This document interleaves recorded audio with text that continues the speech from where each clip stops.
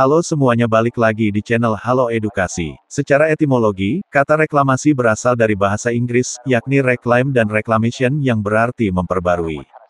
Ada banyak pengertian mengenai apa itu reklamasi. Pengertian reklamasi menurut Kamus Besar Bahasa Indonesia yakni suatu usaha memperluas tanah, pertanian, dengan memanfaatkan daerah yang semula tidak berguna ataupun bisa juga digunakan dalam artian pengurukan tanah. Menurut Undang-Undang Nomor 27 Tahun 2007 tentang Pengelolaan Wilayah Pesisir dan Pulau-Pulau Kecil, reklamasi merupakan kegiatan yang dilakukan dalam rangka meningkatkan manfaat sumber daya lahan yang ditinjau dari sudut lingkungan dan sosial ekonomi dengan cara pengerukan, drainase atau pengeringan lahan.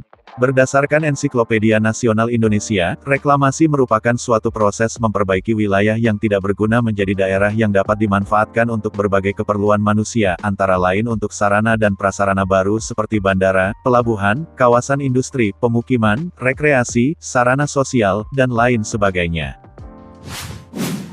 Dapat disimpulkan jika reklamasi bertujuan mengubah wilayah daratan rendah yang berair menjadi wilayah untuk kegiatan ekonomi strategis.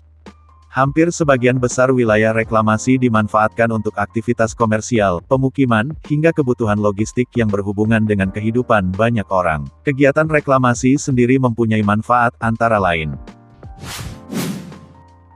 memberdayakan kawasan berair yang rusak menjadi suatu wilayah yang bermanfaat untuk berbagai keperluan, misalnya industri, pertanian, pemukiman, objek wisata, dan lain sebagainya. Untuk kota atau wilayah dengan kepadatan penduduk tinggi, reklamasi dapat menjadi solusi bagi wilayah yang mengalami keterbatasan lahan guna pemukiman baru. Mencegah terjadinya banjir di sekitar wilayah pemukiman yang berada pada ketinggian di bawah permukaan air laut. Mencegah terjadinya erosi berkelanjutan di wilayah reklamasi, dengan membangun pemecah ombak. Namun ada beberapa kekurangan dari reklamasi, antara lain: berpotensi terjadinya sedimentasi, terjadi perubahan hidrooseanografi, terjadi peningkatan kekeruhan air, adanya potensi terjadi banjir dan genangan di kawasan pesisir, kerusakan habitat dan ekosistem laut, adanya potensi pencemaran udara, sulitnya akses masyarakat untuk ke pantai.